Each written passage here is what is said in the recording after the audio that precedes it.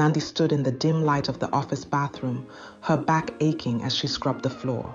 The smell of cleaning products hung thick in the air. Her daughter, Zanele, sat on the floor nearby, clutching a book she'd been too tired to read. At just 11 years old, Zanele carried the same heavy weight her mother did, a burden of uncertainty about where their next meal would come from and whether they'd still have a roof over their heads by the end of the month. Nandi had only secured this cleaning job 2 weeks ago at a high-end office building in Johannesburg.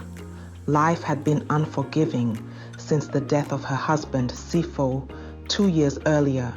She often thought of him, of their plans to open a small restaurant together, of the way he used to laugh when he dreamed about their future.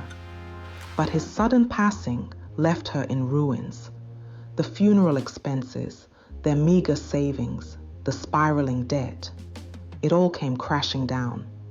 Now, eviction loomed over her once again. She owed 2 months of rent, and the landlord had threatened her just that morning. "One more week, Nandi, or I'll throw you and that girl out." His words cut deeper than he probably intended, but it wasn't the first time she'd heard such threats. As she rinsed out the dirty mop, her mind wandered, drowning in fear. Zanele glanced at her mother, worry etched into her young face. The girl had learned not to ask too many questions, but her silence weighed heavily on Nandi. Suddenly, the bathroom door swung open.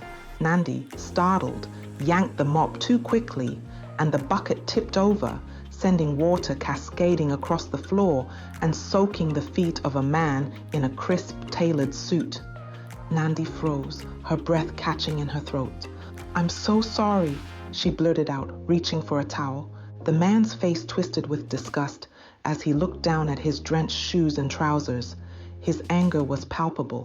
"What the hell is this?" he barked. "Do you even watch where you're going?" Nandi's throat tightened. "Please, sir, I didn't see you. I'm really sorry. I'll clean it up right away." The man, Thando Mahlangu, was no ordinary businessman. He was the CEO of the company, and his time was too precious to waste on such incompetence. At least that's how he saw it. He was known for his strict, no-nonsense demeanor, and today, running late for an important meeting his patience had worn thin. "Clean it up? You've ruined my suit," Thando snapped. His cold eyes flicked towards Zanele, who stood silently in the corner. "You're fired. Get your things and go, now." Nandi's heart sank. Fired? She couldn't lose this job, not when she was already drowning in debt. She opened her mouth to beg, but no words came out. She gathered her supplies and took Zanele's hand, leading her out of the building in a daze. As they walked the long, cold streets back to their small apartment, Nandi's mind raced. What would they do now? She had no other job prospects, no savings, and no way to pay rent. Zanele walked quietly beside her, but Nandi could feel her daughter's worry hanging in the air. How had it come to this? That evening, after tucking Zanele into bed, Nandi went to her neighbor's apartment and asked her to watch Zanele for a few hours. She needed to speak to Bongi, her childhood friend, who had helped her get the cleaning job in the first place. Maybe Bongi had another lead, another opportunity. Nandi's pride had been shattered long ago. She wasn't afraid to ask for help anymore. She had no choice. Bongi greeted her warmly when she arrived, but quickly saw the despair in her friend's eyes. "Nandi, what happened?" Nandi poured out her story in a rush. "I don't know what to do, Bongi. I got fired. I have no job, no money.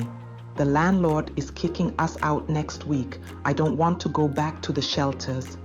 Bongi sighed deeply, her brow furrowing. "I'm so sorry, my friend. I know how hard things have been for you." She paused, thinking for a moment. "But maybe there's something.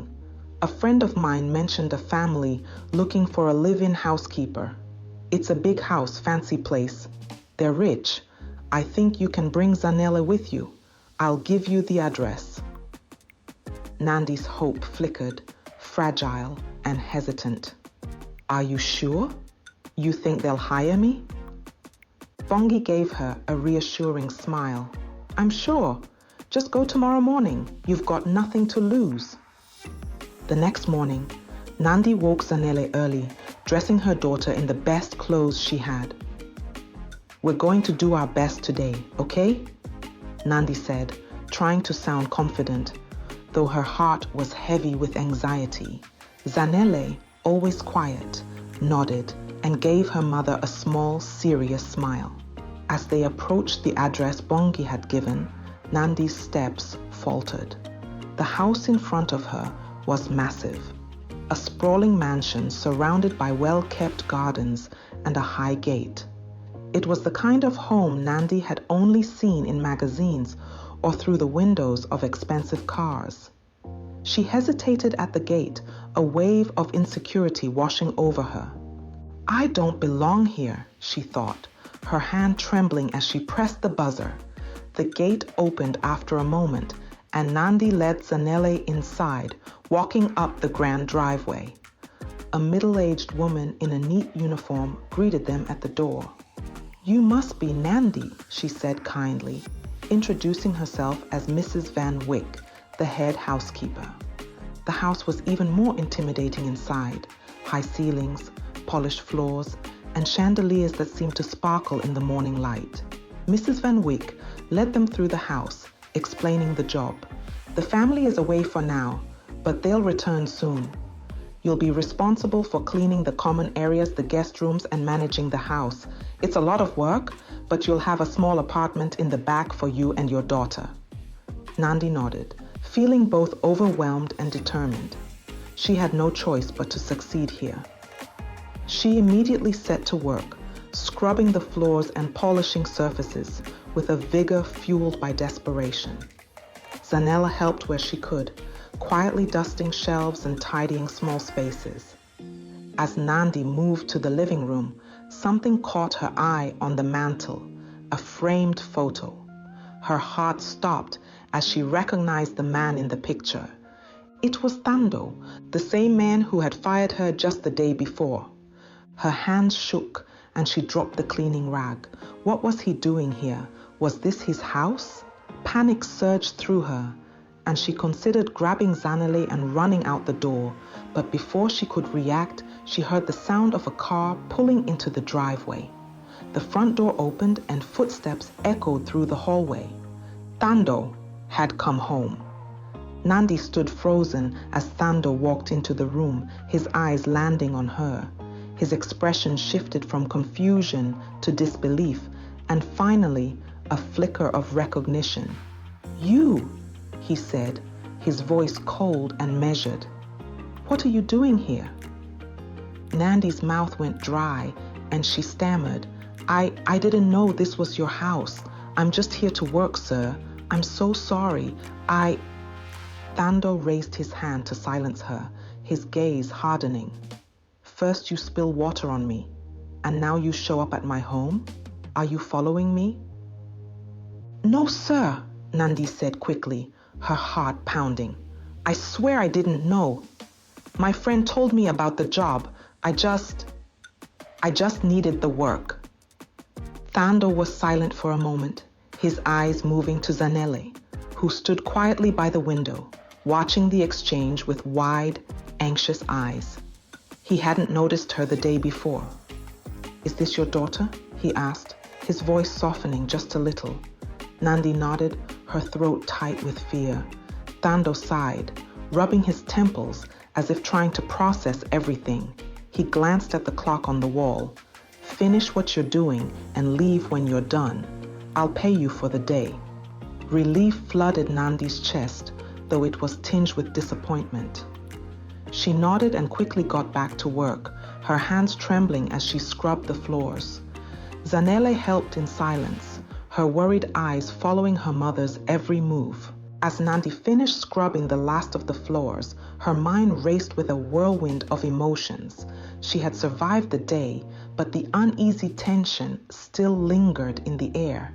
Thando's presence loomed over the house, and every second she spent there felt like borrowed time.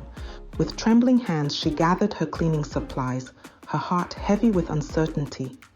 How had fate led her back to this man?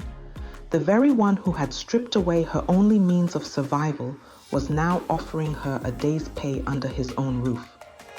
As she and Zanele walked toward the door, Nandi cast one last glance around the grand house, knowing that this was only the beginning of something far bigger than she could understand.